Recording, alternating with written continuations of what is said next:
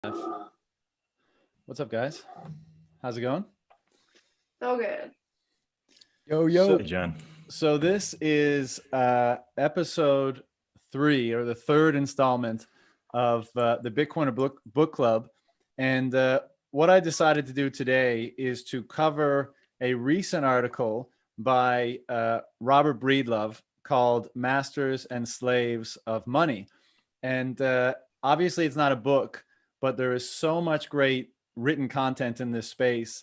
And this one in particular, I mean, I listened to Guy Swan narrate it about 4 or 5 times since it came out. Still waiting on that unabridged version, I might add, Guy, but they're not unabridged, but all in one version. Oh crap! That's right. I never published that. I actually did cut that. No, Really?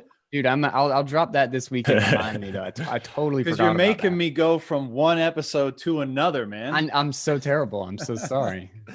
Anyway, so this was a phenomenal article. Very few people write like Robert Breedlove. He's so good at synthesizing so many different concepts, bringing together so many different areas of inquiry, and articulating it well. And so I thought this would be a suitable topic or suitable article, piece of work for the book club. But before we go any further, we've got 3 Bitcoiners with us today to help with the discussion. Corinne, why don't we kick it off with you? Just a little introduction. Yeah, sure thing. Hi, everyone. I'm Corinne Hollinshead. Very brand new to the Bitcoin scene here. About a month deep of stacking with Swan. Not that many months deep of just going down the rabbit hole and learning what Bitcoin is, what money is, what sovereignty is. And I'm fucking stoked to be here.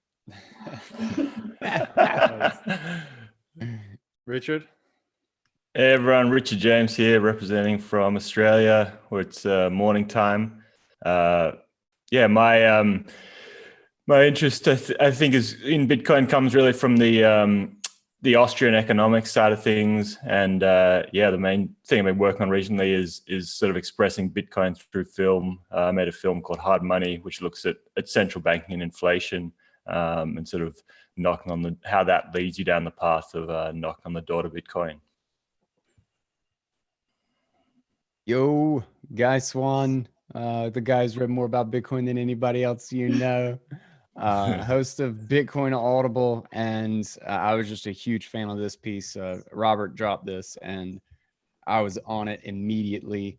And apparently I failed really hard because I definitely mentioned, I think twice in that episode, that I was going to release a full cut of it without the commentary or the ads or anything, and I have absolutely not done that. But check back on the feed in a day or two, and hopefully I'll actually get it done this time. Nice. Well, look, let's get right into it because there's a ton to cover in this piece. I mean, it's pretty stunning how much ground he covers and how succinctly and impactfully he covers it.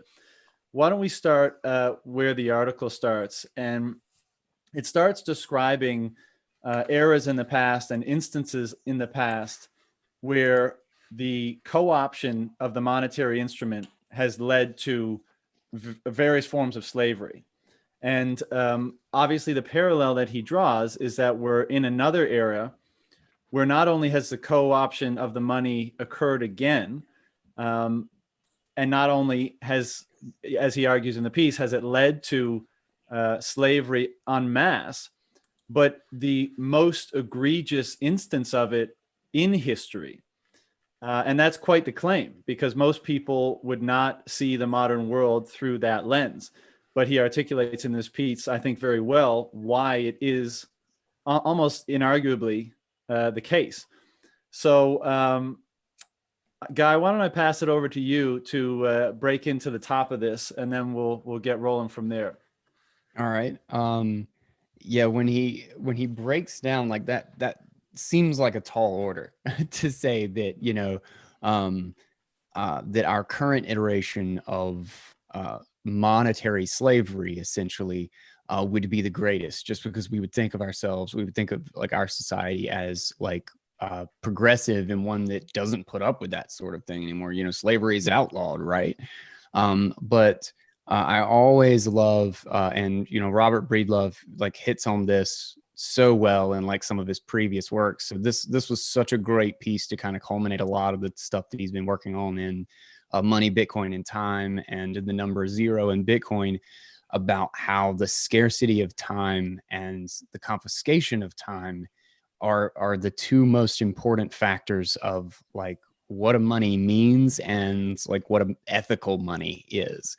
And that when you put this up against a calculation of how much time has been stolen from people, to actually do a back of the napkin sort of math and see that truly the fiat system has stolen more time than pretty much any slave system in history, is a little bit hard to come to terms with, but it's accurate.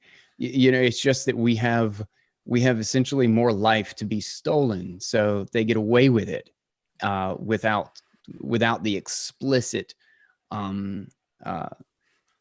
the explicit noticeability that the fact that it is slavery. We just kind of have this slow bleeding cost that's like very hard to cover up. And I just thought this was such a great piece to actually illustrate and make that idea cohesive and followable, I guess you could say.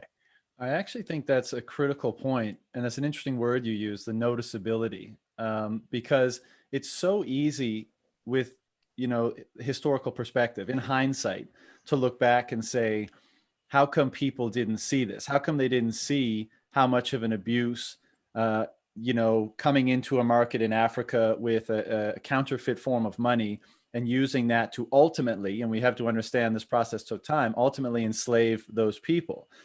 Because it looks, in history, we look back in such simplistic terms. We say, how come they didn't notice that? It was egregious. These guys came, they had a bunch of money, and they enslaved an entire population of people. I think we'll look back on our time now, despite the modernity, the seeming modernity that we have, and it will be very easy to pinpoint a number of different metrics that in the framework of history, taken together, will be a very clear indication of the effects of the distortion, the coercion, and the co-option and corruption of our money, i.e., look at the wealth inequality today, look at the mental health issues today, look how much anguish and depression and, all these drug abuse, substance abuse, alcoholism there is in the world. And I think it's not immediately clear that those things are related to the money, but the environment that the co-option of the money creates directly in my mind, and I think history will bear this out, creates those circumstances, and it creates for an exceedingly unhealthy society. And we'll look back on it and say, how come it wasn't more obvious to the people at the time? But that's the status quo bias of history. It's always so hard to look outside the moment that you're in. Corinne, I see you nodding. Dude, so much I'm nodding over here. Like I'm just understanding the incentive structure behind fiat, right? Like I'm new here.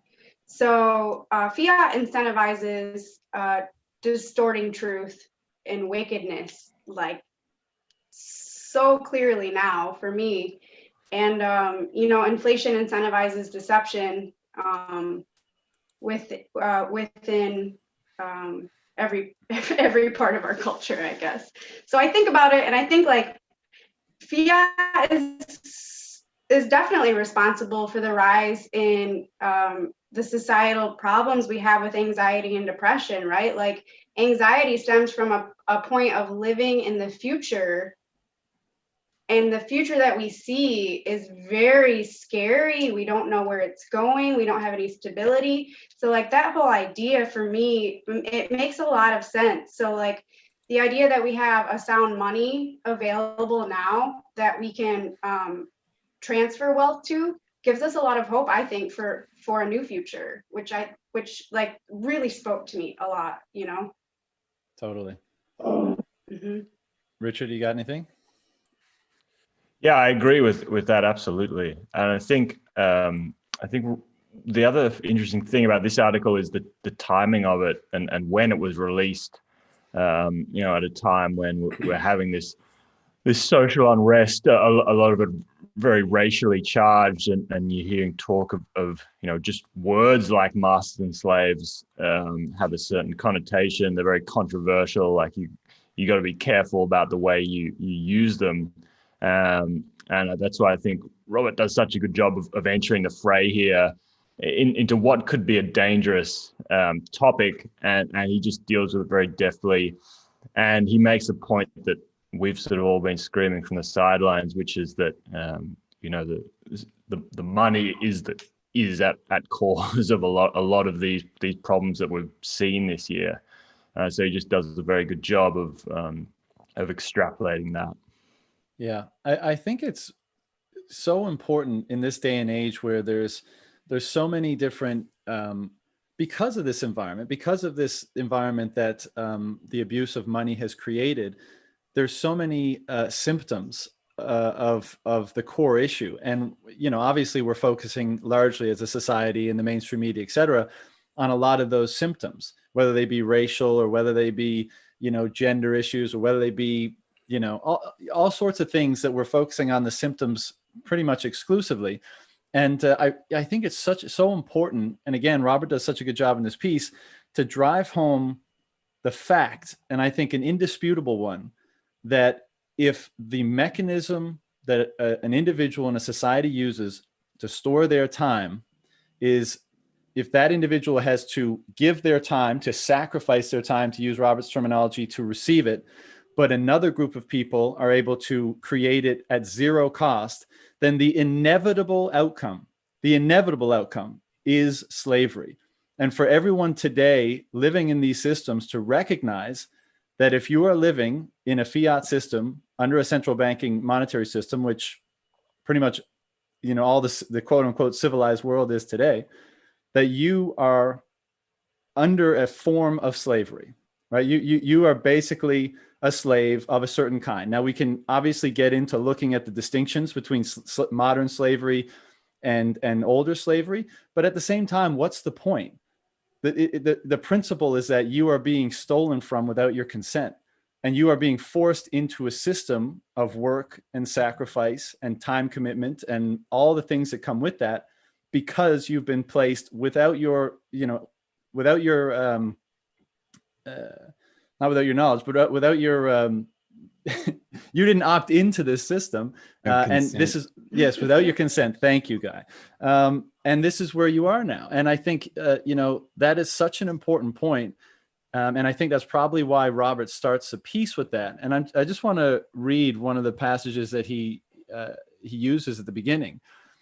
And he says, histories of human action related to agri-beads and panos, and these are two forms of money that were co-opted in the past, hold important lessons for societies suffering under central banking. Those who can monopolize money production become de facto currency counterfeiting operations that steal human labor in perpetuity. When free market forces are manipulated, producers gain an asymmetric ability to set prices without regard to customer preferences, thereby converting economic democracies into dictatorships and freedom into tyranny. For money, this implies monopolists can acquire human time, aka labor, in the marketplace at an unfair price. Said differently, money monopolists can steal human time, a malevolent power that effectively makes them slave masters. And then, as was referenced already, he goes on to quantify the scale of slavery that occurred in the transatlantic slave trade and the slavery that's occurring now, I think just in the United States under the central banking system there. And I'm just going to say, I'm going to quote this because I think they're important numbers. But he says, quantifying this atrocity from an economic perspective, not counting those born into slavery, assuming the average slave could labor 5,000 hours each year for 40 years, the staggering total time stolen amounts to over 2.5 trillion hours, or 6.8 billion hours stolen per year for 365 years.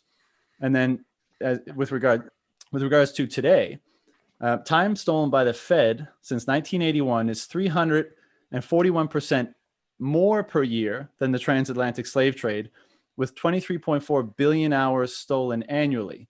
The Fed could, in theory, build, and then he goes on to contextualize it, comparing it to the building of the Great Pyramids through slavery in the past. But, you know, these numbers, this is what I think makes it so powerful, and that these are really, really hard to ignore, the numbers that he uses with regards to slavery. So I don't know if any of you guys had commentary on that particular point before we move on, but I just think it's, you know, it's so crucially important for people to get in this day and age. Yeah, I just have a quick point on that. Specifically, the time aspect is most people are having to use more and more of their time in order to, you know, get this fiat to pay their bills and such. And so a lot of people don't even have the luxury of thinking about this, right? Like I wasn't thinking about this for the longest time. You know, I've been grinding and working, you know, 40 plus hours a week, starting a business. Like I didn't even like thinking about what this means until very recently. And it's a huge number. It's mind blowing. I have no idea how even to like wrap my head around 341% now versus then. Like that's insane. So I guess I just wanted to touch on like who even has time to like think about that, because all we're doing is working now, man. It's like we're crazy.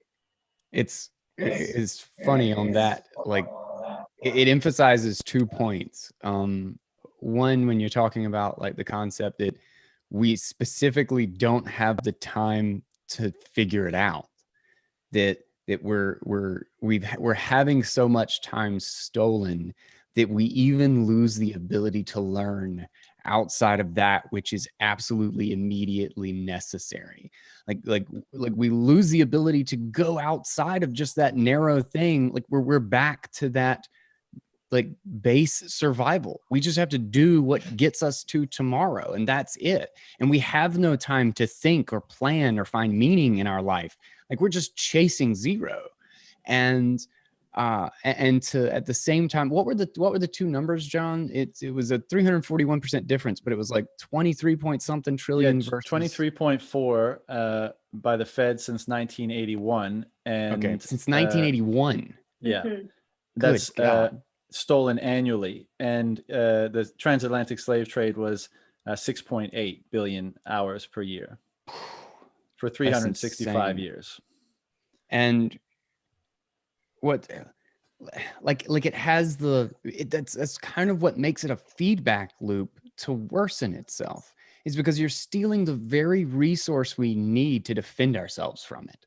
Mhm. You know, it's just like when you go back to like when he's talking about the transatlantic slave trade and agri beads, and how, you know, the English came in and suddenly they could mass produce these beads, and they saw, holy crap, look at this cheap, easy money that we can make. Whereas for the tribes and the civilizations on the coast, it was a scarce and hard money for their society. Is that it had a double effect in the sense that, oh, they think that they're getting rich. They see like, holy crap, look at all these agri beads, look at all this massive amount of money. But at the exact same time, they're getting so much poorer that they're desperate to sell something. They get desperate, and then they start selling themselves. They start selling the, you know, prisoners from the latest, you know, tribal a conflict or whatever it is to the English. Like the very thing that the English are coming to confiscate all the wealth makes them so poor that they're desperate to do it even more the next time. They have less time to actually accumulate wealth, and therefore it's more important that they sell somebody or something to the English the next time they come, because they think that the beads are wealth, but the English have completely destroyed it. And that conflation with money and wealth, when money becomes soft, when money becomes a tool of authority rather than a hard, provable asset, every story of it in history is one of just destruction and slavery. And it's just such a great and clear way to describe the relationship. And when it's really put like that, it's hard to deny it. You know, like there's not really a better way. Like there's not a more accurate way to put it, because that's just what it is. I love how he throws in there, so it's somewhere towards the end of the article, after he's made these points about comparing the theft of time to the pyramids and to the slave trade, and how, you know, central banking as an institution has overtaken that just since 1981. If you use the inflation of their money supply. And then he says, oh, and by the way, this is on top of the resources that are taken directly through taxation, which is also a form of confiscation. And then the other thing is, you know, capital gains tax, where if you do try and hold your wealth in an alternative asset, they're going to make a claim on that as well. So it's this, you know, the monopoly on violence means that there's really no escape, whichever way you turn. Yeah, I mean, it's really a full court press on making sure that you don't have the time represented in your time now and your time stored to extricate yourself in any meaningful way from the system that's been constructed, you know, for the vast majority of people. And, you know, I think it's also an interesting point to consider that it's not like the English or was it the Portuguese in the case of the Panos, that they just showed up and were like, hey, we got all these beads. Can we buy like 1 million of you people now? Like, no, it was a slow thing over time that people basically, I don't want to say they enslaved themselves, but they, you know, the fact that this imbalance, this kind of false imbalance or this unfair imbalance was created just meant that they got further in debt to the point where they had to basically, as Guy was saying, kind of put up their life as collateral or as a means to repay this debt. And I'll grant that today it's more obfuscated through layers of financial chicanery. But, you know, if you have a mortgage on your house and you have, you know, you borrow money for your car and all that kind of stuff, you owe a debt of time to those institutions. Now, whether that is you sending a debt of time in the form of a payment, or you actually, and this is the case in most cases, you've actually got to devote your time to, so you got to give your time away to somewhere else in order to pay back that debt of time that you have to that institution. And the crazy thing about today is because of the way that, you know, the system has become so financialized, you know, an investor in Japan or, you know, Hungary or London might own the claim on the time of someone in, you know, California, just because of the way that this system of the fiat money and debt works. And so, yes, it's more obfuscated, and that's why it's a little bit more difficult to discern. But, you know, I struggle to see how it's any less egregious. I mean, other than the fact that people aren't, you know, being stuffed into boats. I mean, the theft, like the dollar value of the theft or the time value of the theft, as we've already articulated, is more. I'm just thinking real quick here about, like, say, you know, I have a 30-year mortgage, right? I have a 30-year payment plan for my student loans. When I took those loans out to 30 years in the future, like, what is money worth 30 years in the future versus what was money worth when I took it out too? So I feel like that's just snowballing, stealing time and money from me, right? Like, do you know where I'm going with that? Does that make sense? I think so. Well, that's part of the way feedback. that, yeah, it's some sort of echo. But that's one of the ways that it's like it's so incentivized, is that if they're going to destroy the value of money, it's actually better to go into debt than it is to save. So it's better to simply consume than it is to produce and have value. So that's how you get the degradation of production and capital all across society, because the people who are most profitable are those who play the game in such a way that they're taking advantage of the loss of value through the bleeding of the money. And they become profitable not because they actually produce excess, like surplus value, which is what should be the only thing that turns a profit in the economy, because otherwise the economy is not going to be sustainable, but that they can actually destroy resources but make a profit because they hold the debt long enough. They have it on a period that's long enough that it will simply drain it from the savings of whoever produced the goods that they consumed. And that's how you get, like, we have zombie companies, we have multi-billion-dollar companies that haven't turned a profit in 10 years. They take on debts and buy back their stock so that the value goes up. They're literally consuming resources. And if they're not turning a profit, it literally means they're destroying stuff. They're destroying actual value, and they're locking us all in while we prop them up. And everything gets harder and harder, and we have less and less time to actually do anything or figure out what the hell is going on, because we're keeping these things alive while they burn through capital. Agree. Yeah, the debt's an interesting one because it, the incentive structure that they set up encourages people to go into debt. So as an individual, that it becomes more attractive to be in debt versus holding money. So that's why it's sometimes hard to make a generalization about the impact, because really if you're looking at it in purely financial terms, you're looking at debtors versus creditors, and it's really this system incentivizes the debtors. The problem is that even as an individual, if you make the decision to go into debt, which is the better decision in the current structure, you're still at a disadvantage to those people who sit above you in that pyramid scheme. And Robert does a really good job of explaining this. So whatever, obviously the worst thing you can do is go into credit card debt because of the rate you'll get on that. A long-term mortgage will be better.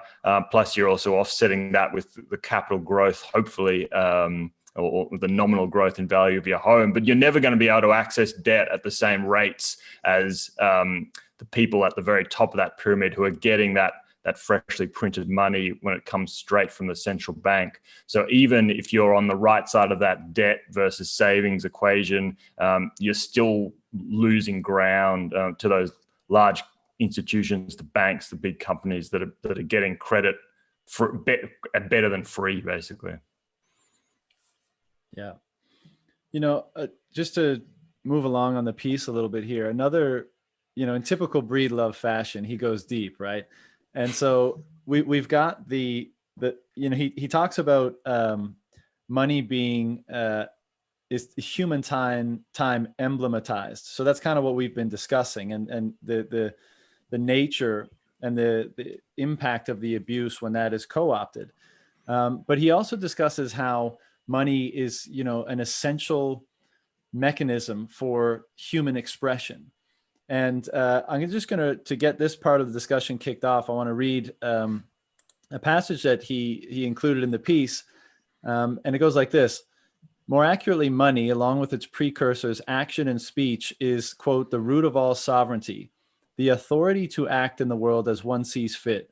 Sovereignty, a word etymologically associated with monarchy, money, and royalty, refers to the locus of supreme power in the sphere of human action. According to natural law, sovereignty inheres within the individual, as each person must consciously decide what actions to take, despite any exogenous influences they may face. An inner sanctum of sovereignty's generative source lives within each of us, an inviolable principle of reason known as the logos, an interface layer between the primary domains of experience, order, and chaos. The logos is the defining feature of humanity. Our ability to tell and believe stories is what distinguishes man from animal. Seen this way, money is a direct derivation of action and speech, all three of which are essential media for self-sovereign expression. So, it obviously goes deeper than just something we pass around to reflect the sacrifices of time that we've made, but it's instrumental into how we interact with reality and to use the terms there, create order from chaos, and on an individual level and on a collective social level. And that was, I had thought about those concepts before, but never really in terms of money. I was receptive to the idea of money being a form of speech, and how it kind of synthesizes and reflects or allows you to express yourself in a certain fundamental way.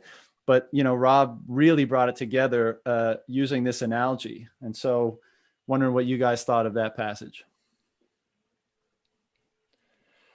I think this is one of the reasons why Robert's such a good writer and representative of Bitcoin. I think he's sort of the most, for example, I love someone like Parker Lewis's writing, but I think Robert is sort of the most literate in the way that he draws from all sorts of other spheres. And, he just after that passage you read, John, he quotes Jordan Peterson, who's obviously had a big influence on him. And I also have spent a lot of time listening to. And so it's this idea of, and Robert digs into this here, like this idea of what is truth, and trying to make this point that it can be a slippery concept to pin down, but it's hard to find a better definition than simply something that helps us survive, or something that allows us to make order out of chaos, or basically like an anti-entropy sort of thing. And that money actually plays an important role in that. Like, I reckon there's a really good argument to be made that the bedrock of human civilization is two things. One of them is language, which I don't think anyone would disagree with, but the other is potentially money. I think there's a really good case to be made for the fact that money as an organizing principle is really fundamental to human civilization because of its the truth-seeking process that it sets into fashion. It's like this iterative process that allows the free market to hone in on truth through each individual person, expressing their wishes without being interfered with. It's just a system of voluntary exchange. So yeah, it is a fundamental aspect of speech, but just of human freedom, or of this human sovereignty, human logos. Yeah, and I think there was a spot in there when he was kind of delving into free speech and self-sovereignty, and I think the idea that money is sort of a language of value, right? So money in and of itself could be interpreted as a language. So I'm just like trying to kind of wrap my head around that, and like, so what if you're tying free speech to money, and then that's kind of being messed with by the structures and the powers that be, like, what exactly does that mean? Do you guys have any thoughts on that? Yeah. I think that's one of the points that Richard was just kind of touching on. And that is that, Robert says in the piece that the market is the place where truth is discerned via the attempts by entrepreneurs to meet and satisfy market demand and to compete with one another to do that most effectively or most fully. And, the degree to which they do that is kind of their digging down towards finding a truth as represented by the synthesis of what's provided and the demand that it attracts in the market. And the money are the points in the market for dictating who's doing that the best. And people vote with those points, and the people that do it the best gain those points. And that's the money, of course. And when you distort that mechanism, that market rewarding mechanism for determining truth in this, as he says it, then you're going to get distortions in the truth itself, right? Because it won't accurately reflect the intentions and the expressions and the demands and the inquiry of the market participants. I think that's what he's trying to get at there. Yeah, and the idea of money is speech. Back to kind of along the lines of what Richard said, and I think this is totally true. In fact, I don't think it's like maybe true. I think it absolutely is, that language is the source of social communication and society, but money is the source of economic society, is economic communication. And without that, we don't have we truly don't have civilization in the way that we have it today. like social interaction only scales. Like that's I think he actually mentions it in this piece, is Dunbar's number. How like you can only have a social group that can relate to each other and understand and account for relationships up to a certain magnitude, up to, you know, that 100 to 200 people range. And the ability to communicate values across that, outside of that group, is what allowed us to break out of those small isolated societies and become civilization as we know it. And Szabo's shelling out really goes into that really well. Actually, it would probably be money, blockchains, and social scalability. Actually, I think really hits that a lot harder. But the idea of money as speech, one of the things that he points out in this that I thought was just really cool was that to define a word, we can only ever define it with other words. Like it's only with the other elements of the language that we can define our language. And because of that, it's all like deeply interconnected and reliant on each other. And just like if you start manipulating the meaning of words, you completely manipulate the communication. You completely destroy our ability to identify with each other, or you know, share that which is meaningful or important to us. And in the exact same way, no price is meaningful except in comparison to other prices. That like my very valuation of doing an hour's or 2 hours worth of work, or why I'm doing it, or what I am doing, is because I made the explicit decision not to do something else. And I had that price to say, no, this is not worth my time. I put my blood and my sweat into this, and I'm not doing it for this price, because I know what that price means to me. I know what of my life it costs to produce or learn this thing, and I will not sell it for less than it's worth. That is how I determine my values. And in doing so, that's the basis for finding meaning. Without the ability to measure value of my time, of why I did something, of what explicitly I did and why I learned something, how the hell am I supposed to determine the meaning of it? And to manipulate that value, to make it, to be able to destroy my ability to say exactly how much my hour was worth, or to improperly compare it to somebody else's hour or determination of value, is to like manipulate, is similar to manipulating the words that go into a definition so that you change the meaning of the other word.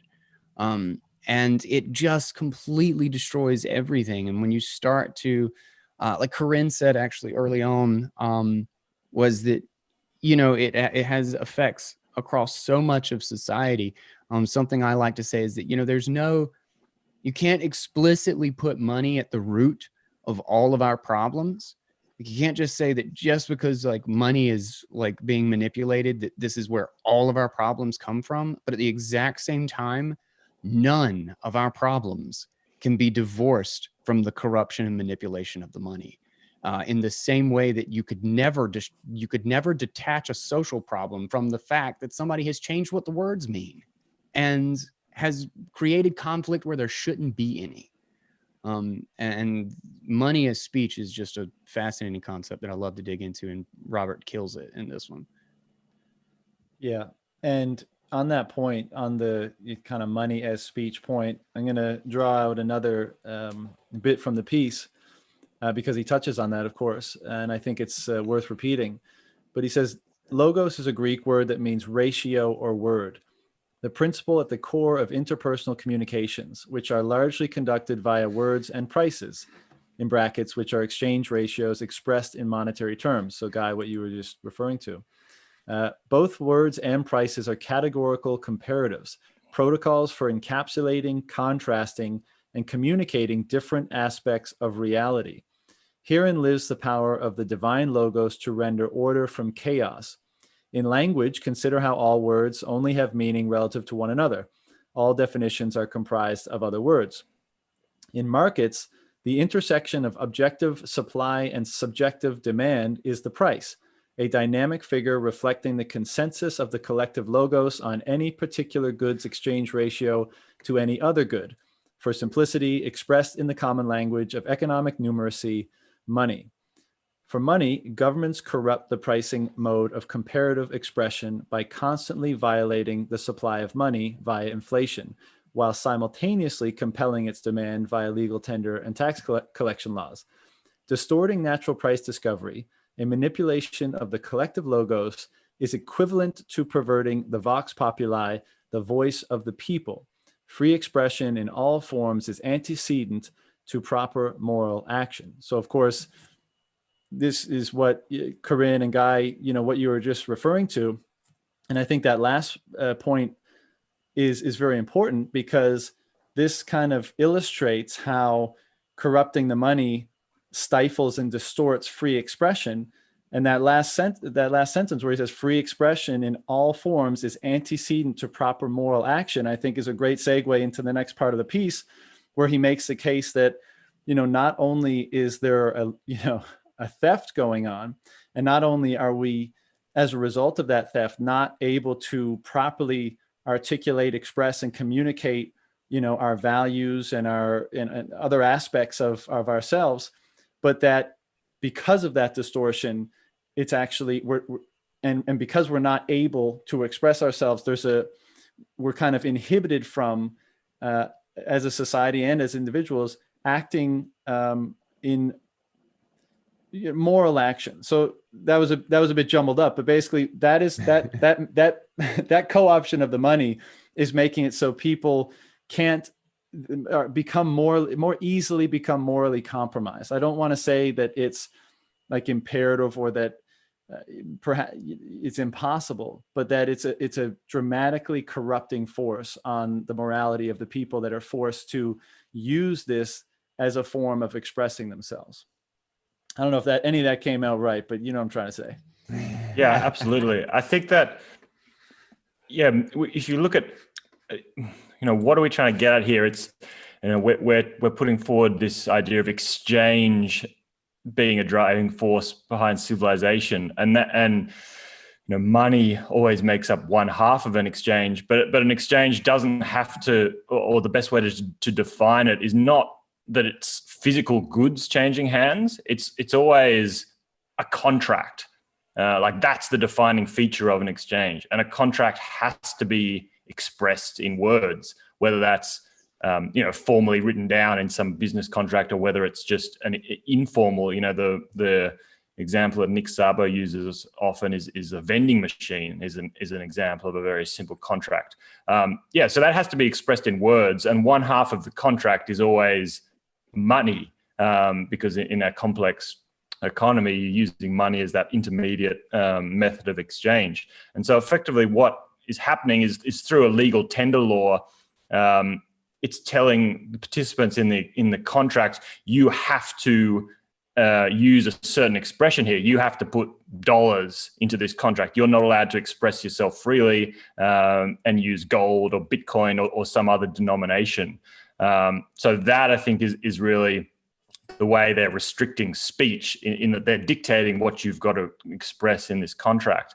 And bringing it back to truth and morality, if you're shut off from the true expression, or that you would like to express in this contract, that then forces you to seek an alternative route to getting what you want. So the most truthful method, and so thereby the most moral method, given that we're assuming that the money expressed via legal tender is being corrupted, you've been shut off from the most truth-seeking moral method. So you're forced to take an indirect, perhaps immoral method of getting what you want. So the way he leads on to say that places economic participants in this difficult situation where it almost puts the temptation in front of them to defraud the other party to the exchange. Yeah, the example he uses is very simple, but I think a very good one to illustrate the point. and that is that the manipulation of the money and the inflationary pressure and the price pressure that inflating the money has gives a hypothetical winemaker, and I think this was actually the case, I believe, in some places in history. I'm not exactly sure where or when, but he says, you have a couple of options. You can dilute your wine with water, you can shrink it, or you can charge more. And people are going to be sensitive to charging more. They're going to notice a shrink, but if you dilute it, then you're able to make up the pressure that was put on you because your margins are being squeezed. But again, that in that decision to do that and to keep pace with the way prices are moving, you're faced with a moral quandary. And put with enough pressure, in markets, a lot of people, in order to survive, in order to stay in business, they will acquiesce to those pressures in order to stay alive. And this is an aspect of the moral pressure, I guess, let's say, that manipulating the money has on market participants. And I mean, I guess, they have to, right? They kind of have to go with that. People have mouths to feed and homes and roofs to put over heads. So that's just it's a really unfortunate situation that people find themselves in, because I don't think generally people want to screw, their neighbor or their customer in that fashion. And then I think about the people who have access to supplies closer to the top of that pyramid, who can get them for cheaper and still charge that rate and gain even more money. And I guess that's like where I am right now in my journeys and my understanding of what's going on here. And it's just blowing my mind that this is the situation that we actually have at hand right now, right? Like it's really blowing my mind. I think another example of this is in shrinkflation, right? It's maybe a lesser example, but a lot is made in the Bitcoin space, especially since Safe's book, The Bitcoin Standard, which we covered last time. Fiat culture, fiat food, fiat this, fiat that, and it's speaking to the influences of fiat money on all these different things. And you could take, fiat food's a great example. What do food producers do when faced with the pressures that that a manipulated money system put on them, the market pressures that the manipulated money system puts on them? Well, they've got to shrink their product. They've got to put all sorts of crap in it. They got to fill it up with soy and artificial flavors and artificial chemicals. And we're seeing the manifestations of that in people's health, in people's relationship to food, and, in all this kind of stuff. So it's very alive and well today. I mean, the wine example, I think, in the piece was a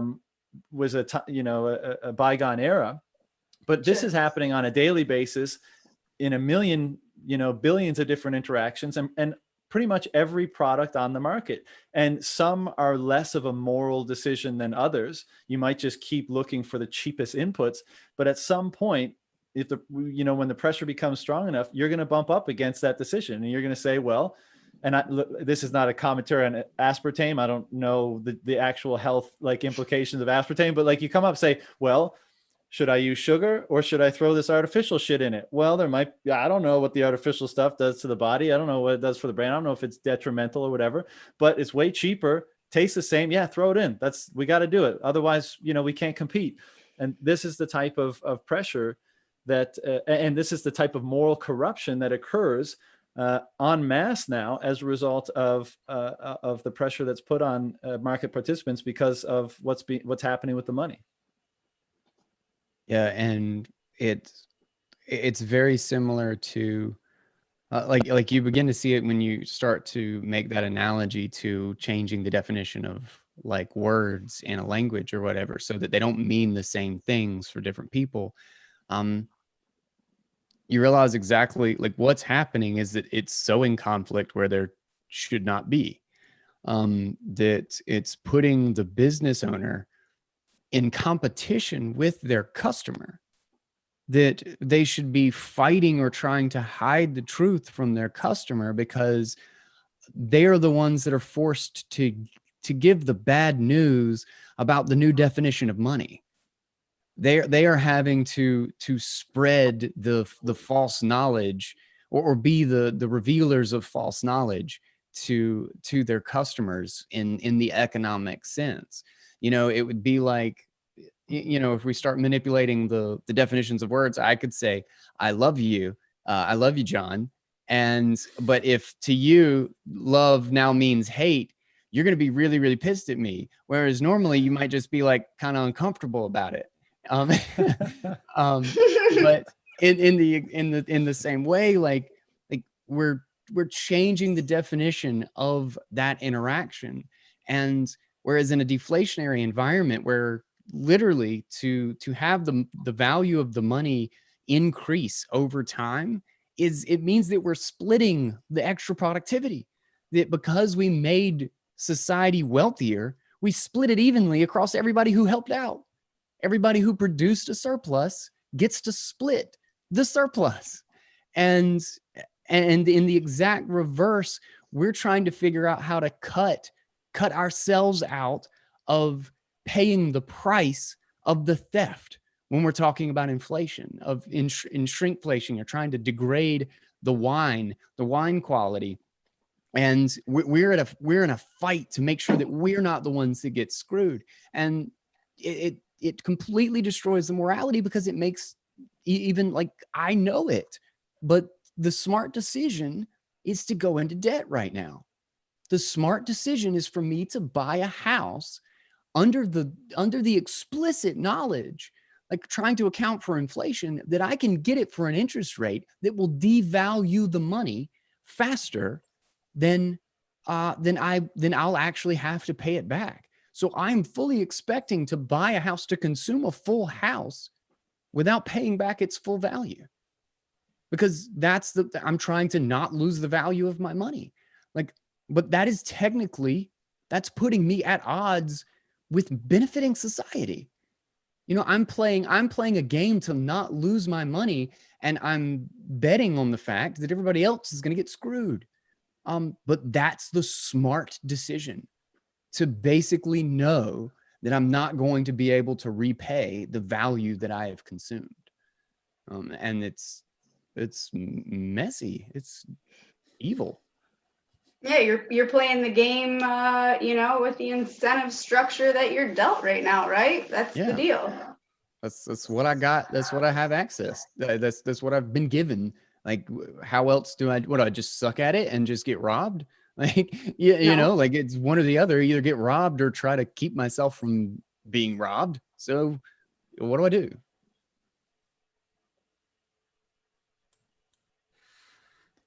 Yeah. That's another. Oh, you go ahead, John. Sorry, go ahead. No, you go ahead, Richard.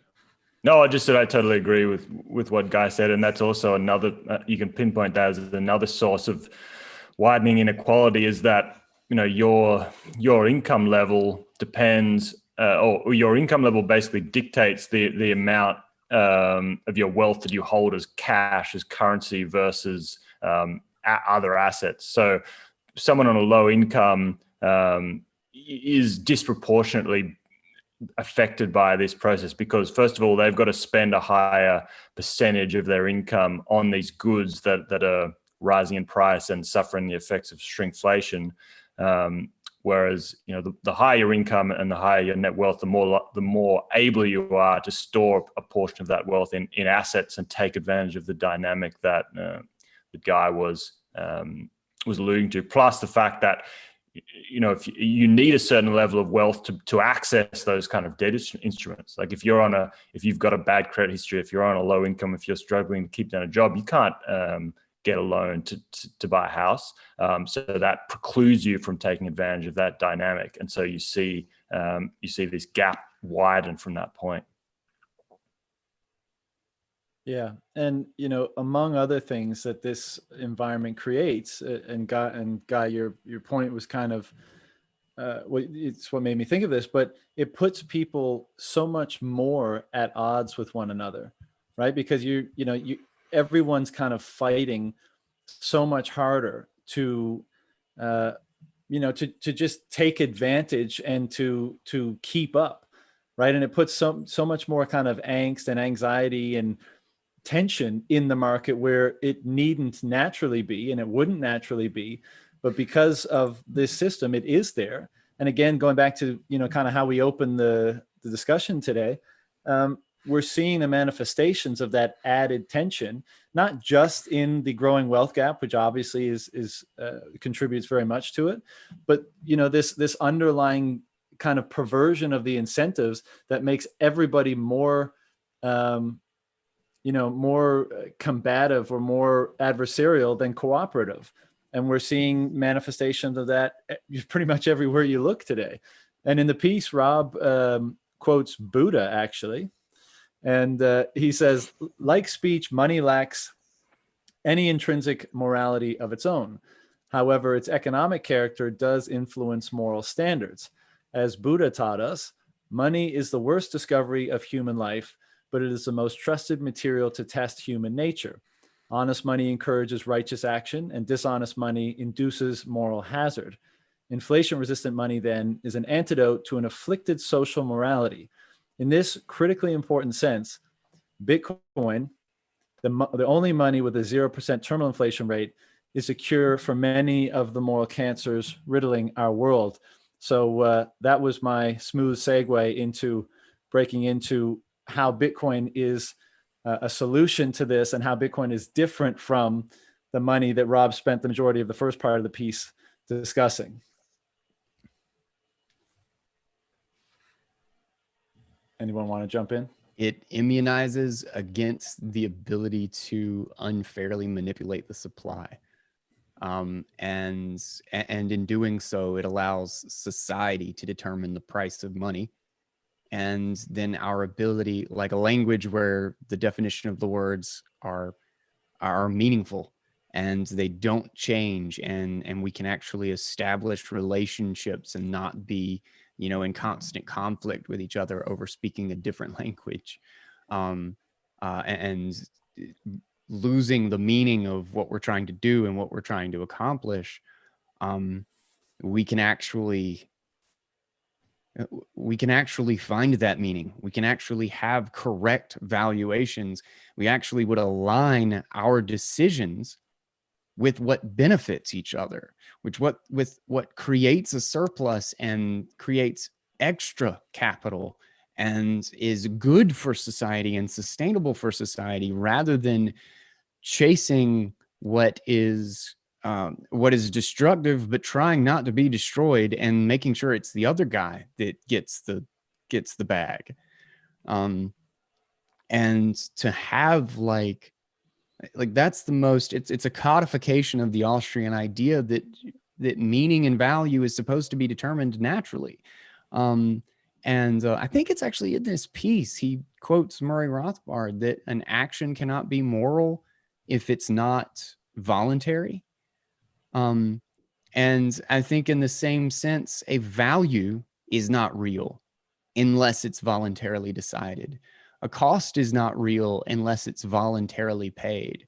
Otherwise, you're just measuring the fear, the uncertainty, or the degree of evil of that which is manipulating it. And Bitcoin, fingers crossed, is that tool that's going to make all of this shit not work for them anymore.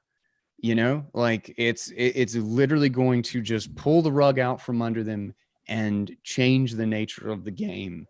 And we get to actually hold and divest from this horrible shitstorm of a financial system that is causing so many problems at so many levels. And I think it realigns our thinking, like we've talked about this on your show numerous times about the Renaissance and about aligning the productivity, aligning like how you think about things, aligning how we value our future versus our present. Like all of this stuff is so deeply tied to our money, and the hope that we can actually fix that shit. Like, good God, thank Satoshi, and I will gladly be his disciple, because what the hell would we do without this? I don't even know. I feel that. Fuck, man, this idea of another renaissance, like a Bitcoin renaissance, or whatever it's described as, is like my shit. Like, I feel like at our center, man, we are creative beings and we are stifled every day with this grind. And like, to see what can flourish when people actually have the time and the capability and get a value in return for, you know, creating what is sparked in them. I like, man, I am hoping for it, and I am praying to Satoshi. Like, I want to understand this as best as I can in order to like spread this shit as far and wide as I can, because I think it is so important. Like, my shit's on fire for that. Like, I'm not even kidding. Like, I am not exaggerating. Like, 1,000,000,000%, this is what I'm pumped about. Yeah, we get it. Trust me. Don't listen to my show. Don't listen to my show. It's gonna get ridiculous. I do listen to your show already, guy.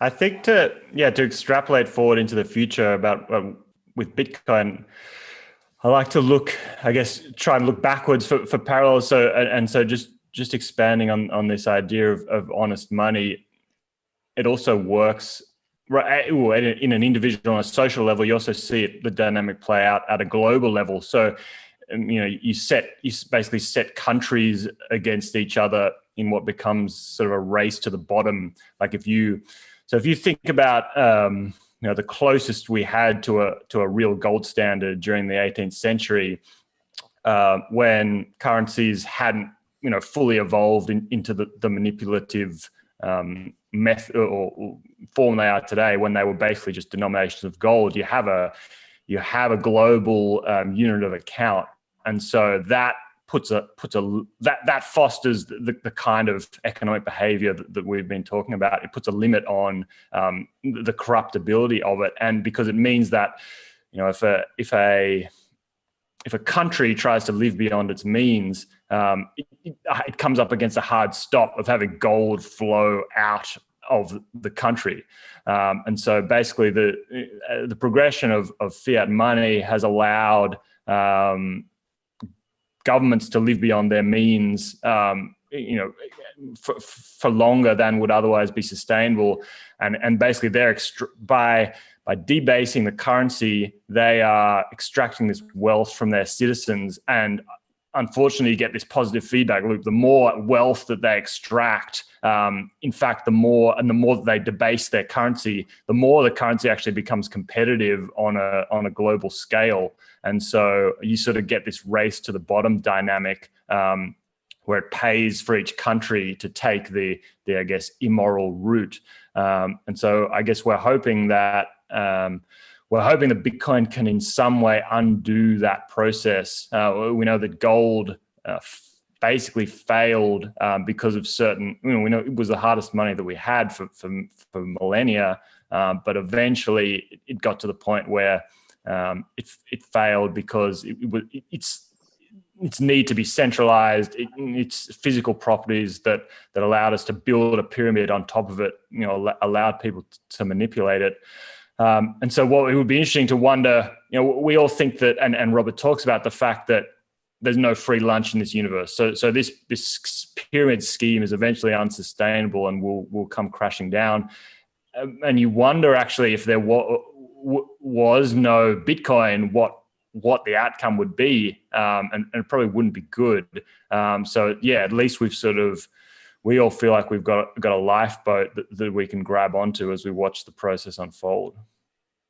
Yeah, I mean, the day-to-day sense that I think many of us share or would share if there was no Bitcoin is a complete 180. I mean, because I think we're all inquisitive, we're conscientious, we're curious, and that means that we try to understand the world in which we live. And if you do that, as we have done, the existing world, you think, well, everything we've discussed today, it's actually real. Like everything we've said today, as hyperbolic as it may sound, I mean, we haven't said anything that's not true and real. And that is an extremely sobering realization. And for those people that haven't heard these things before, I implore you to, you know, really feel the truth of those things and inquire for yourself and try to confirm it, because That's where we are at as a global civilization right now. And if that was all we had, boy, would most of us be tied in knots, right? I mean, we'd be hard to get out of the bed in the morning. Now you'd still, many of us before Bitcoin, and at least this was my perspective, there's still beauty in the world. There's still amazing landscapes. There's still beautiful relationships, loving relationships you can have. And you would probably just, being, somewhat pragmatic, you'd say, okay, I'm going to focus on that. Whatever, it all goes to hell. I'm just going to focus on my little ability to generate joy, as it were. But you'd still have running in the back of your mind this sense of doom for the broader world. And I think Bitcoin has just completely turned that on its head, because it's the antithesis to what exists today. And why that's exciting is because if we're seeing how egregious and oppressive and suppressive and all the other things that the system is today, the opposite of that is uplifting, it's freeing, it's abundant, it's peaceful, it's prosperous, it's et cetera, et cetera, et cetera. And that is something to be incredibly excited about, and to, if you're sufficiently motivated, contribute to bringing about, which is why we're doing this fucking book club right now. But one of the, my favorite concept in this piece, and, everything that we discussed, the how money manipulation induces slavery, and how using a corrupted money, you can't express yourself. And as Guy was saying, you may not even be able to fully, value yourself, and as a result, understand yourself, and all the other things we discussed. Rob, brings forth this really interesting concept that I'm going to read out, because like I said, I think it's my favorite part of the piece. And it goes like this: viewed this way, we have much to be hopeful for in the world, as there is finally a perfectly knowable money, a corruption-proof alternative to the completely unethical system of central banking. Bitcoin is honest money, freeing the world from the falsehood of fiat currency. In a transcendental sense, Bitcoin may actually be what the ancient alchemists spent centuries pursuing, the incorruptible substance, called the lapis philosophorum in archaic texts. That would serve as an antidote to the corruption of the world. Standing at the vanguard of human technological achievement, existing as the only money characterized by a manipulation-proof supply, and inspiring earnest transformations in the lives of true believers, perhaps Bitcoin actually is the lapis philosophorum pursued by alchemists for centuries. The incorruptible substance giving rebellion to state tyranny, and in doing so, bringing mankind closer to God. Bitcoin is the truth, and by one definition, God is expressed in the truthful speech that rectifies pathological hierarchies. And to finish this off with this particular passage, like freedom, love, and truth, God is timeless. I'm not talking about a guy in the sky here. The ancient idea from Genesis is that God is the force that freely confronts the chaos of potential with courage, truth, and love to convert it into good and useful order. Being made in the image of God, we are all sovereign individuals imbued with the Logos, a self-generating power responsible for our ability to harmoniously reconfigure the natural world into good and habitable space. Our future is seated in our imaginations, a reality we call forth by freely exercising the Logos in thought, speech, and action. The Logos is the divine spark intrinsic to us all. Realizing that words can only miss the mark of spiritual truth, we can venture to say, God is the anti-entropic principle eternally propagating through all life. To most truthfully embody the divine principles of the Logos individually, and more closely approach the timelessness of God collectively, we must triumph against the evil forces that steal our time secretively and constantly. Boom. Amen. Hey, that's my favorite part too, man. I mean, come on. That's incredible. It's, well, you guys discuss. I'm going to have a drink and clear my throat. Actually, one of the only quotes that I listened to my own reading of this again to refresh myself, but I did type down a quote while I was listening to it. But the only one that I kept was, I think it's shortly after that section, was that money is a game played for keeps, and it involves the highest stakes imaginable, human freedom. And I think that kind of sums up the whole concept, is that like money is a tool for freedom, and freedom is exactly how we figure out our own truth. Like if we're not responsible and in control of our lives and our decisions, and we don't have the freedom to make those trade-offs and compare one thing to the other with like a mechanism of reality, something that is expressing truth in the world, then we don't have anything. We can't we can't meet chaos and find order. Like all we do, we lose our tool to meet chaos with something real and substantial. And in doing so, we lose our lives. Like it's a way to cage our minds, our meaning in what we're trying to accomplish in the world, our lives and our time for someone else's good, for someone else's to bring about someone else's vision of the world instead of our own. And it sucks. Well, I guess actually it's great in the Bitcoin sense that we might actually be able to solve it, you know? His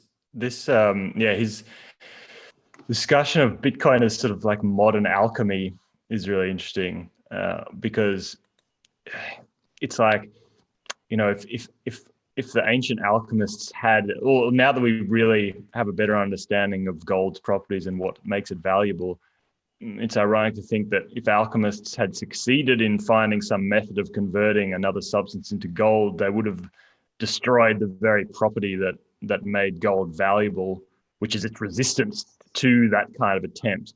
And then it's interesting to reflect on the fact that Bitcoin might be the goal that they were pursuing all along. And like it might sound hyperbolic to say that Bitcoin is the solution to that, but I think Robert makes this pretty compelling argument, and he makes it really well in I think it's in the number 0 in Bitcoin, where he talks about Bitcoin as a path dependent discovery. So rather than an invention, it's more like a discovery than an invention. It was a one-time thing that happened through a series of historical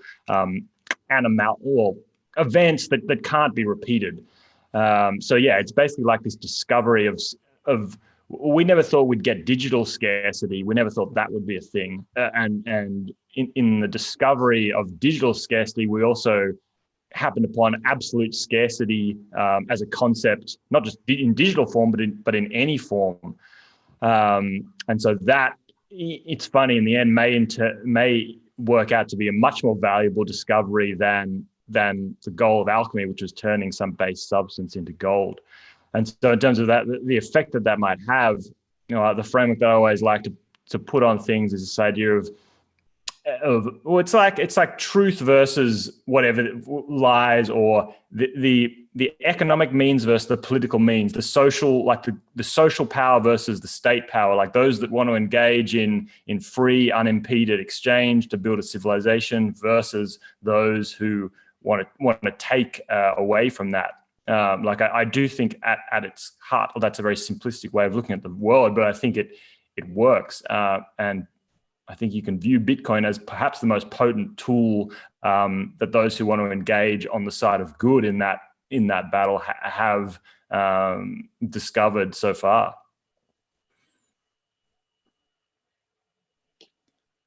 Man, I'm so glad I just heard both of y'all's responses to that, because that was one of my favorite parts of this work here. And like my brain did like a completely different path when I was reading this part, specifically when he was talking about what Jordan Peterson wrote in the book, what was it, Maps and Meaning? When he's talking about the message of alchemy is its what does he say? The individual rejection of tyranny, the voluntary pursuit of the unknown and terrifying, predicated upon faith in an ideal, may engender an individual transformation so overwhelming that its equivalent can only be found in the most profound of religious myths. And like, I'm thinking about that in my parallels of going down this Bitcoin rabbit hole and like rediscovering my sovereignty and what truth is.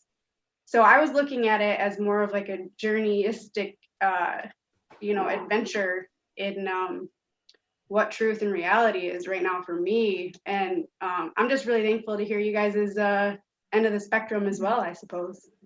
Well, I think actually the reason why I think he includes them both is because there's a similar process underlying the two, right? Mm-hmm. So like most people grow up or learn about alchemy thinking like, yeah, people trying to make physical gold, right? And that may have been the case in certain instances, but the other alchemy is this, it's taking mm-hmm. the chaos of the world or the chaos of you internally and turning it into order and meeting, in terms of the hero's journey, meeting right. that with, I'm not sure if I kept the quote, but I think it's like meeting the uncertainty and the chaos of the world with courage, love, and truth, perhaps. That may be the third one, right. in order to establish order in the world and to bring forth the very, quintessential essence of yourself in mm-hmm. order to do that. And so that's on the personal level. And I think that's where we get this hero's journey sort of theme that reemerges in so many different places, and which Robert actually addresses in the piece or refers to.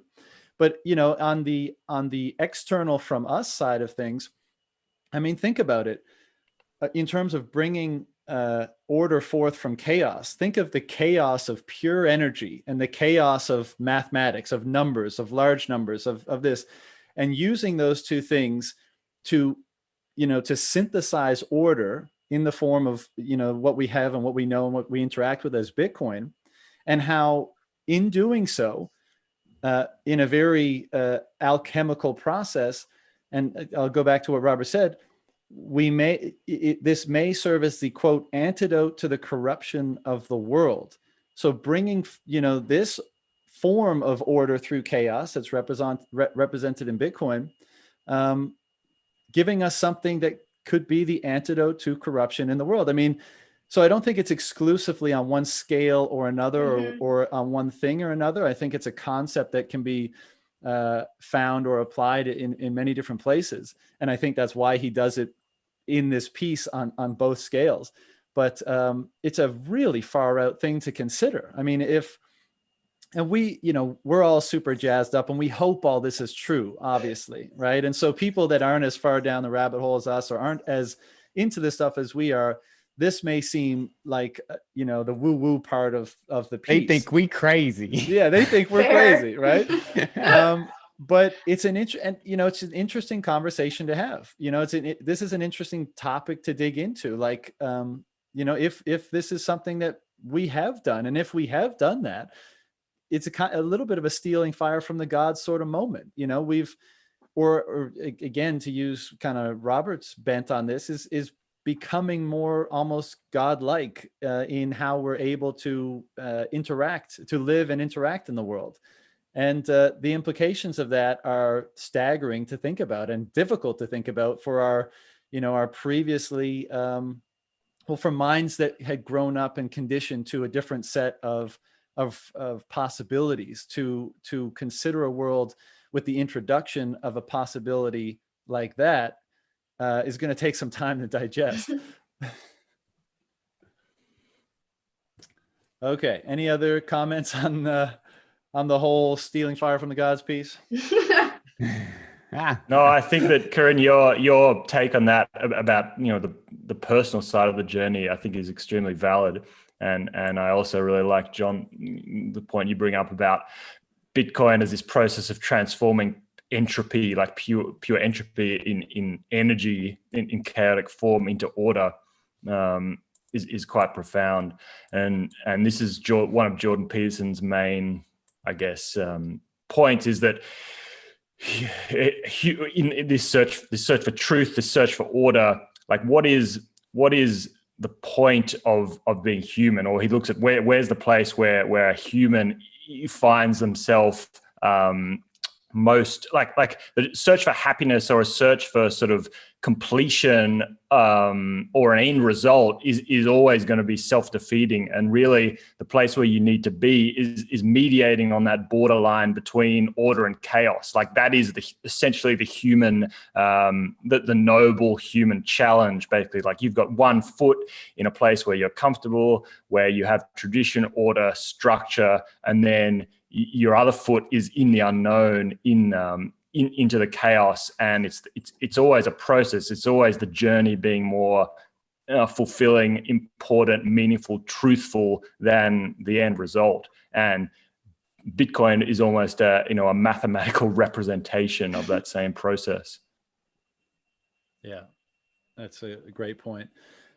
Okay, so last couple questions here, and these are the ones from Rob, right? So this is the ones that he wanted us to dig into a little bit. So the first one is, and this goes way back to the beginning of the piece, but he says, where do we draw the line between technological disruption and immorality? In a way, AgriBeads and Panos producers simply disrupted local currencies through counterfeiting, but a line was crossed at some point on the road to enslavement. I have my take on this, but I'd love to hear each of yours first.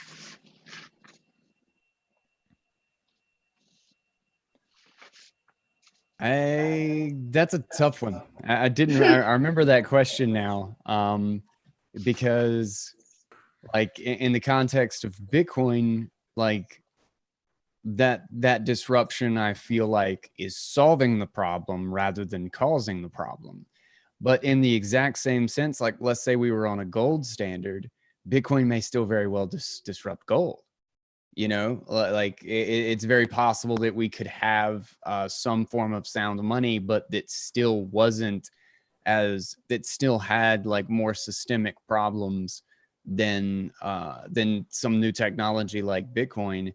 And the discovery of Bitcoin, the discovery of a new money, does in fact destroy the old. Like that's one of those things about money, is that it inherently pushes toward one medium.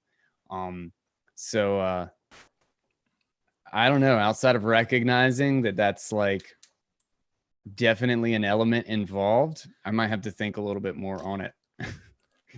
I agree. Because Bitcoin, it's interesting to then bring Bitcoin into this.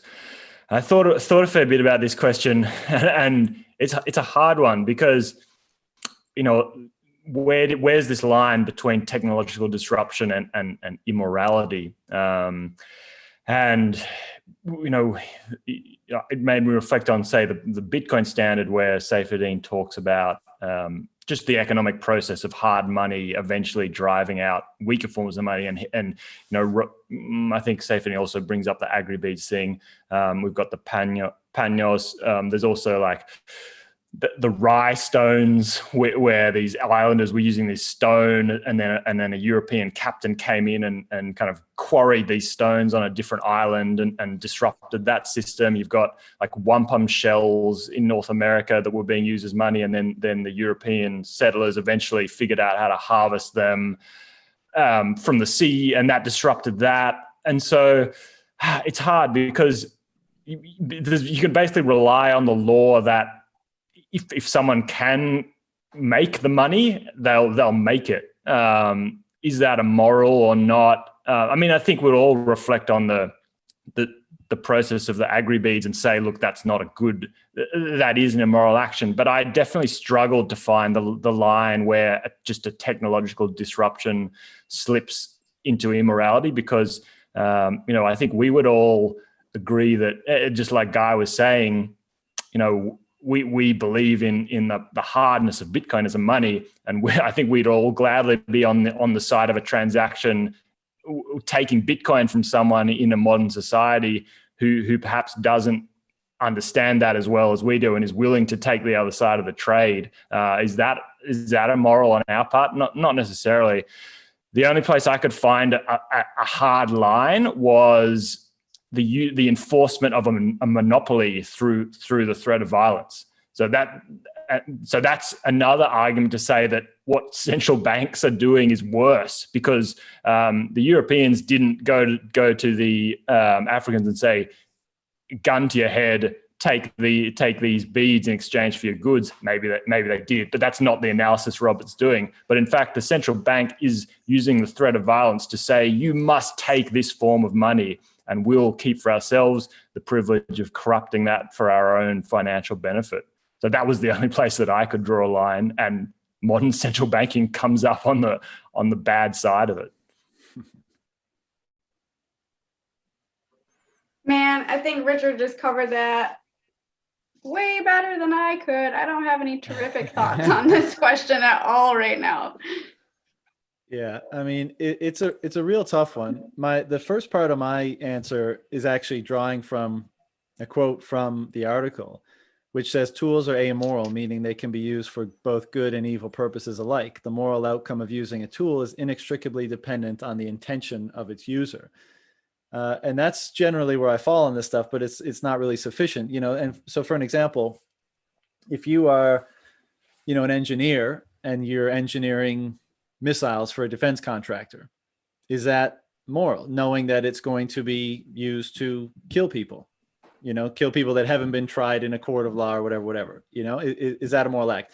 Is buying shares or structuring the IPO for said defense contractor, is that moral or immoral? And so it's a trick, it's a slippery slope, right? Because you could go through your whole life and you could say, like, what are the things that I contribute to that at somewhere downstream contribute to an action or an outcome that I wouldn't want to be associated with. And it's in the modern world, it's probably hard to avoid those things. I mean, maybe the clothes we're wearing is from cotton fields that, uses slave labor. I don't know, but it's difficult to track this stuff. What I think, as far as, to narrow it down a little bit, is in the case of, like, the examples Rob uses in the piece of the Panos and the agribeads, the people who were using those things knew, and this goes back to their intent, they knew that they were attempting to cheat the system. They knew that they were attempting to intentionally not playing by the rules. They saw a loophole, and they tried to take advantage of it. And they probably knew what, the really negative outcomes would be. And obviously many directly contributed to it. So that's where I guess I draw the line. And what's interesting with Bitcoin is it establishes a set of rules that are inherently, I think, fair, and that require your acceptance before you can engage in the system.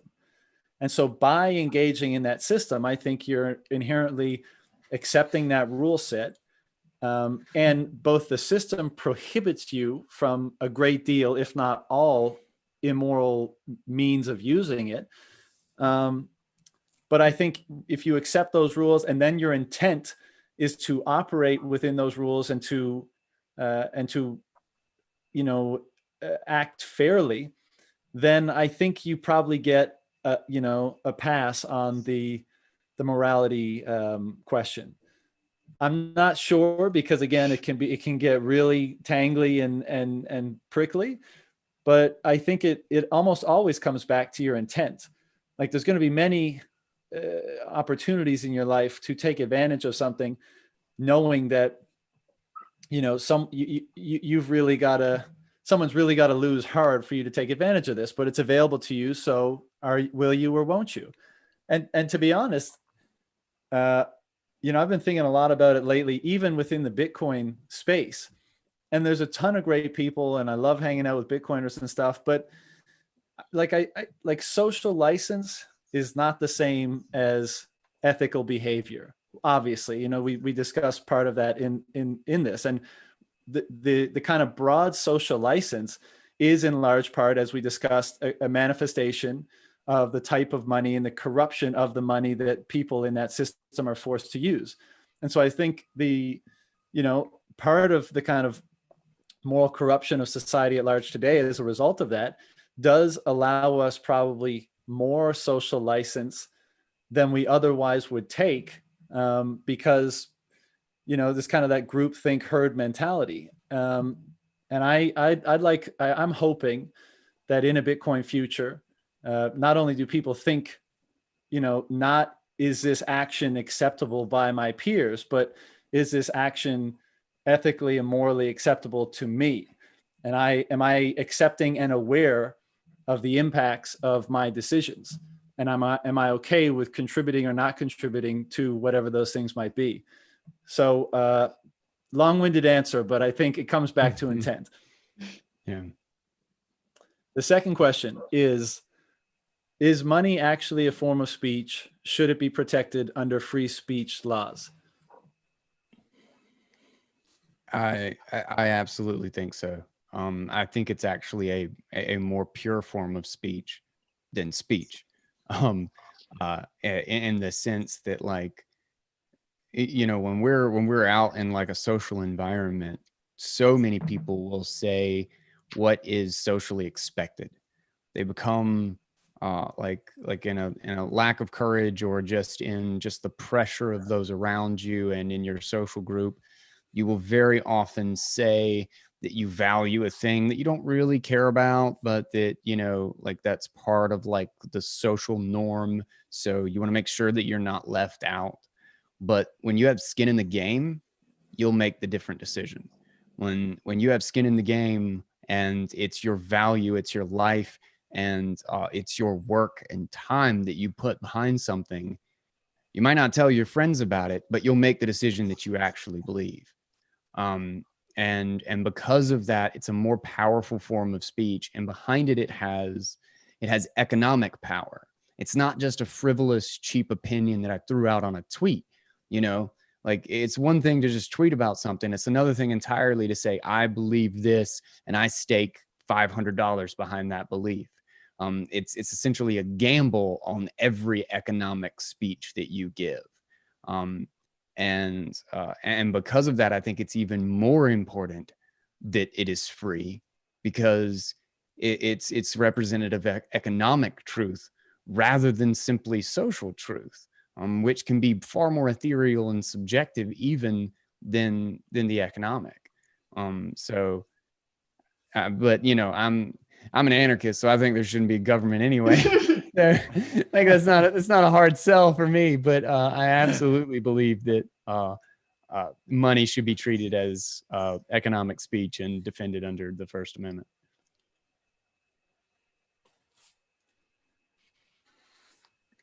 I agree. I think the short answer is yes.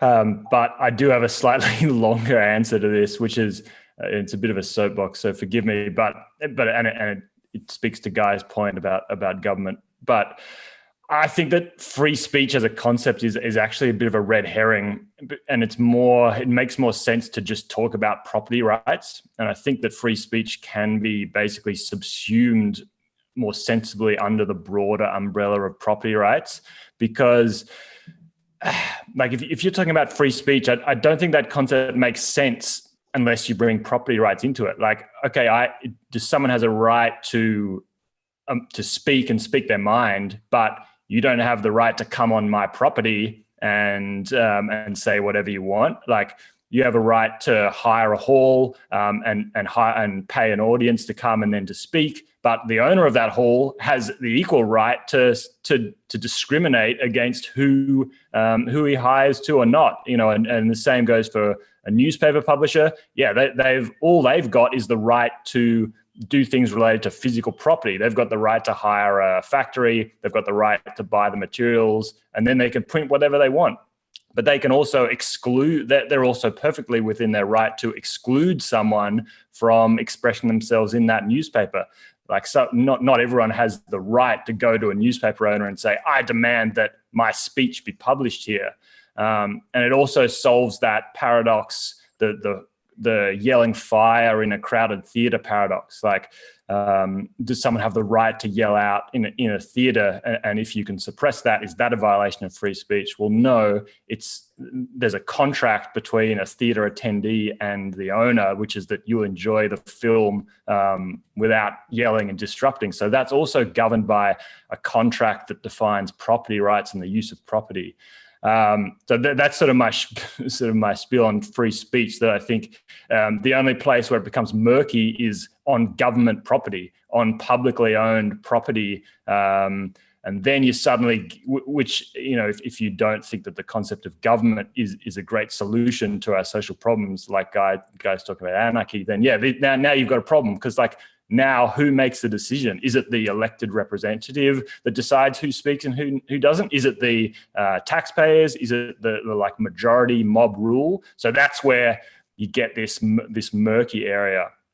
So I think it makes more sense to look at property rights, and in that way, money and the ability to use whatever money you want and express yourself freely through money is just another form of property rights as well. You can extend the same analysis to human rights, for example. So yeah, that's why I like property rights as the overarching analysis for all these topics. Oh, I really appreciate that viewpoint a lot. I feel like that's going to be a good perspective to think about and look through. Originally, I was basically same as Guy there on that one, insofar as like 100%. I mean, both of you, I guess, 100%. Money is free speech. Definitely, it's a language. It's a way I vote. It's a way I spend everything I put my time into. Right. Yeah, I suppose that's all I really have on that one. I don't have anything to go too far on that one. Yeah, I agree with everything that's been said. I see. I think in the current climate, kind of what Guy was saying, like, yes, I think it should, and Bitcoin, because it's, basically just, a string of text. Like, I mean, I think it's a pretty easy argument to make. My beef, I think, is similar to Guy's in that I don't really think we have rights ever. You have things that you can defend and things that you can not defend. And anybody that can overcome your establishment of something that you want to establish, has that power over you. You have, so basically we have permissions, not rights. And as long as you can maintain those permissions, then you have whatever that permission is, speech or association or whatever. And if you can't, then that permission exists at the mercy of someone who can overwhelm your ability to do that thing that you want to do. So I guess, I don't think much more needs to be said on that point, but I want to go back to the last question, and we'll close up now, but I want to throw a little spanner in the works here. So back to Rob's question about the technological disruption and immorality. And we look at the examples used in the piece. We look at agribeads and we look at Panos. And, I was kind of referring to, modern day. I think actually we might have a very good analogy in the so-called altcoins or shitcoins, whatever your language permits. And so I think this is a pretty easy analogy to make, but what I'd like to put to you guys is that in the current climate, feeling like, knowing what you feel about these things, do you think it's immoral to promote them, sell them, or be involved in the doing of either of those two actions, knowing that, yeah, of course they're for sale and people can buy them, but perhaps similar to those Panos and the agribeads, that you kind of know that, well, actually, I won't say anything further. What do you guys think about that analogy? And what do you think about the actual decision of doing those actions in today's age with those things? It's funny. I've still been thinking about the question about technological disruption and whether or not it would be moral. And that was actually that analogy is something that I was kind of leaning toward right now when you were talking about, when you were giving your answer. The only thing that seemed clear to me was Richard's point of, well, if there's a monopoly involved, well, then it doesn't matter if that's what's forcing the use of the money, then obviously that is immoral. But in the other sense, when we're comparing it to like agri-beads and someone coming over to, you know, a new continent and basically counterfeiting this money, or at least having access to a technological innovation that allows them to counterfeit this money or destroys the value of the money, it's a form of fraud, I would say.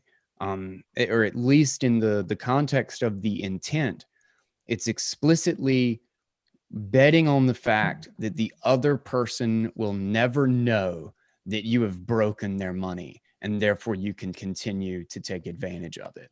The technology is not made available to them. The knowledge and the information is not given to them. It is specifically hidden from them. And in doing so, they get to basically bleed the society for as long as they can keep it a secret that the truth of their value is no longer true. And in that same sense, I don't think it's bad to trade altcoins. Like, I don't think you're immoral for doing it. But if you promote it knowing that it's dog shit, absolutely, you're lying. You're just lying. You're trying to get someone else to, you're telling them that this is valuable when you know explicitly that it is not. And, you know, like somebody's going to have to, like, they're going to have to live with the contradiction of that.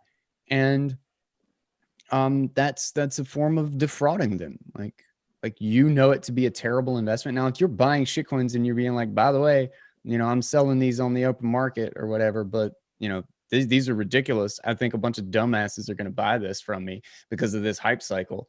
But I think this is a terrible investment. I'm only just buying it to pump to you know, ride the pump.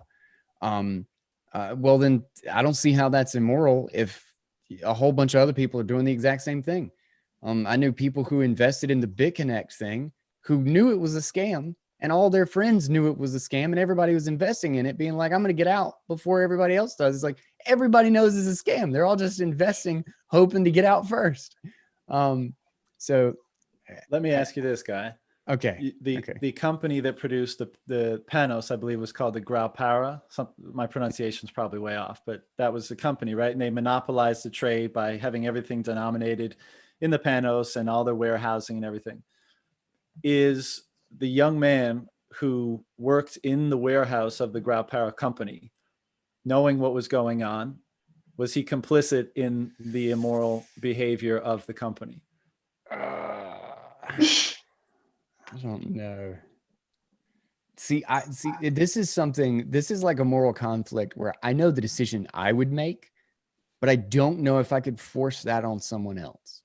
Of course you could. I don't know if I could judge someone else when few or no other options are given to them or something. Like, I know that I could confidently walk away from that, but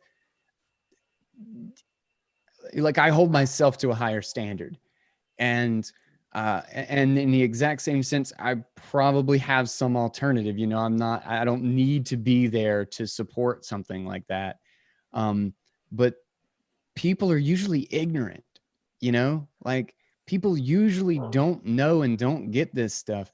Like, I was ignorant of all of this stuff. So you could say that the first how many years of my life were to support an immoral system, something that I considered slavery now. Like I think Rob's description of it is right. You know, was I immoral then? Can I judge myself back then for being a part of that? I don't know. The question was, you're a young man working in the warehouse of the Graupara company, and you understand the process that's underway. Okay, and I understand.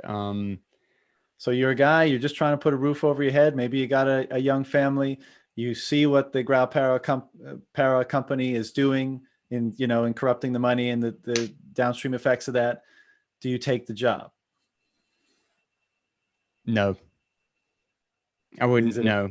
I would see what I was doing as bad.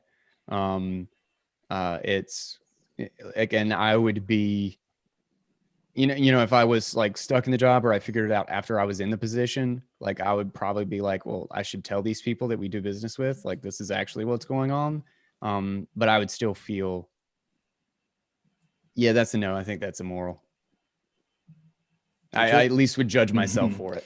Yeah, no, I agree, and I think that once again that dividing line or the Rubicon is this idea of they were an enforced monopoly.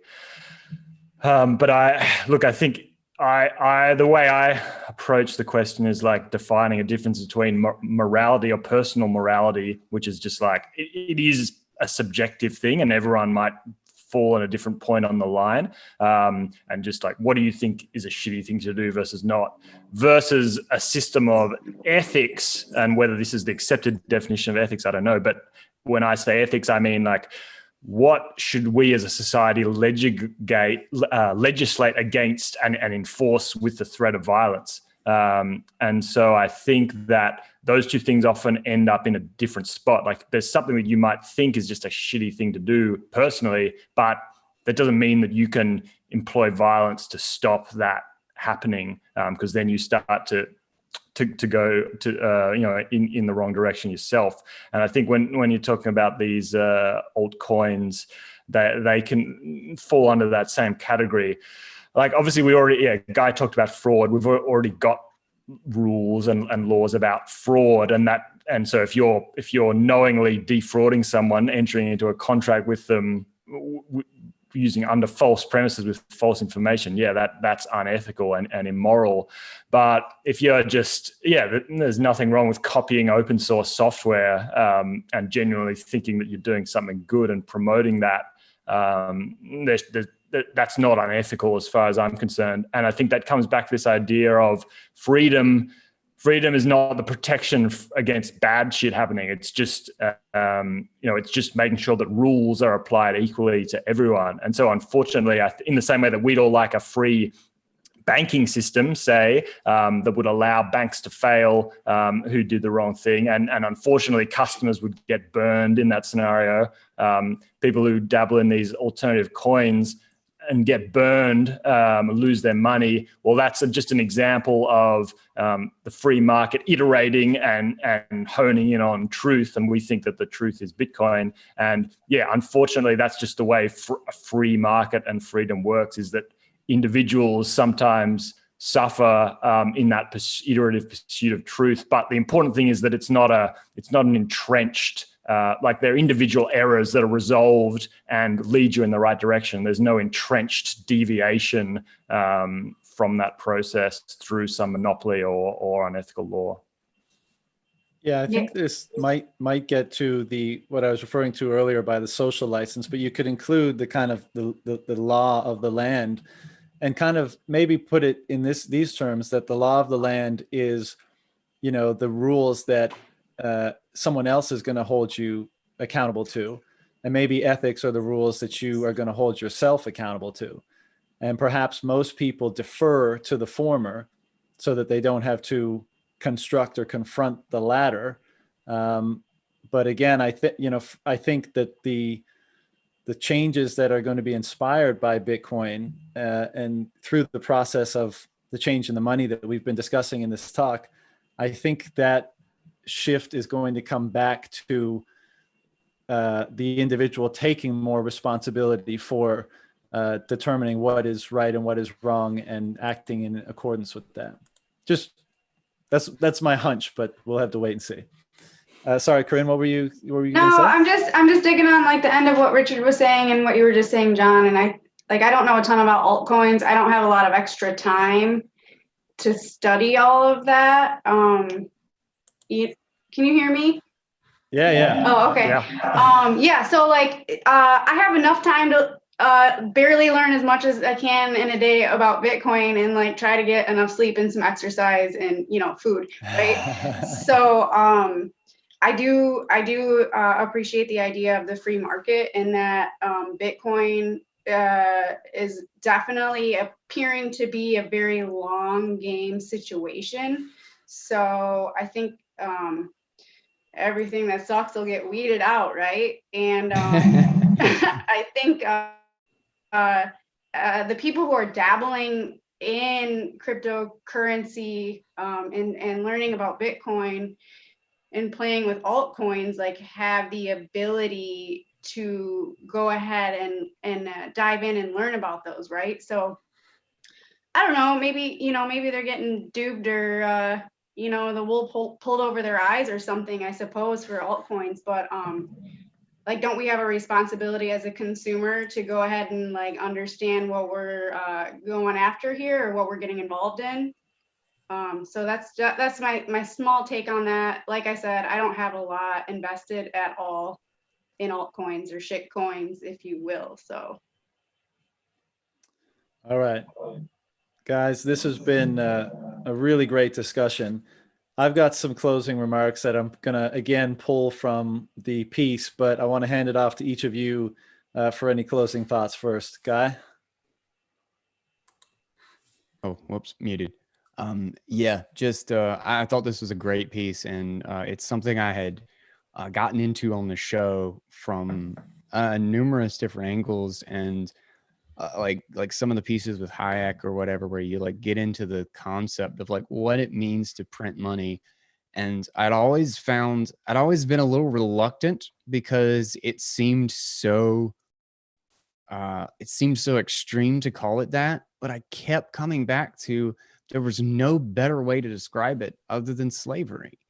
And it was such a good piece for laying out exactly really what I felt like I was missing were the historical parallels that Robert laid out to show just how deeply tied to our modern concept of slavery, which is ignoring that which we are currently under, which thinks that what we are currently dealing with is different. But to liken it and truly weigh its cost against the slavery of old, that which we kind of have a caricature of, and to miss the truth of today, to simply for it to be invisible to us. And I just thought this was such a good piece for laying that out, and it's definitely one to read and or listen to a couple of times because it's dense, as most of Robert's pieces are. But I guess at the end of the day, I'm an abolitionist.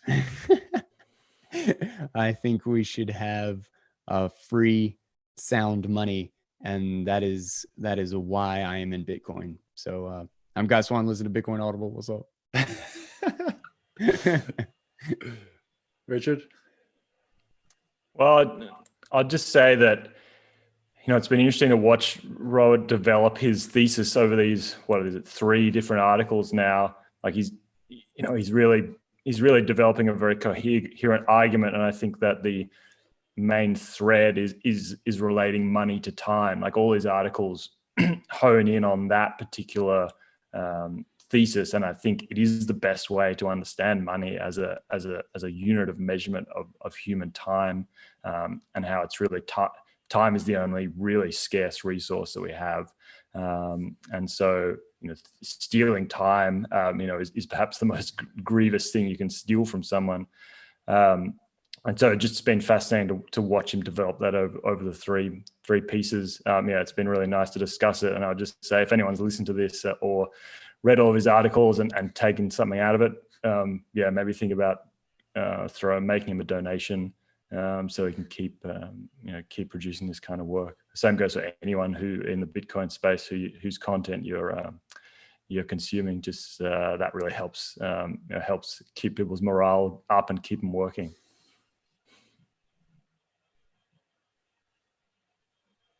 Corinne? my turn. Yeah, I feel like this was maybe like a pretty heady bit of reading for me to get into for my first go at unlearning my entire 34 plus years on Earth here. And I am really appreciative of this work of Robert and everyone in this space. Honestly, like everyone's approachable and knowledgeable, and I would say humble, and easy to speak with and learn from. And like I'm on a new path here, and I'm really excited to learn more in order to gather some other folk, and help steer the course for other people if that's what they so choose to do. So that's where I am. Awesome. All right. I'm going to say thank you all for joining the discussion, and thank you to Robert for this piece and all of his previous great work, and what I know is going to be a lot of forthcoming amazing work, and a book, which I'm extremely anxiously anticipating. And I'm going to finish this with 3 little paragraphs from the piece, because that's just the way I want to do this. So here we go. Money is a game played for keeps, and it involves the highest stakes imaginable: human freedom. Said simply, currency counterfeiting is slavery. By breaking the central bank dominion over money, Bitcoin is an emerging emancipatory force for a world suffering under fiat bondage. We are all living witnesses to the incineration of institutional falsity by unstoppable, honest money. Bitcoin is a burning star of sincerity, engulfing the enforced fiction of fiat currencies everywhere. From the ashes of this phoenix immolation, a society structured on the sound principles of accountability, honor, and integrity can arise. As an implementation of absolutely truthful money, Bitcoin is a luminous beacon that cannot be coerced or concealed. Bitcoin is money without masters, a system governed by rules instead of rulers. By awakening the world from the nightmare of financial slavery, Bitcoin is a dream of freedom coming true. That's where we'll end it. See you next time, everybody.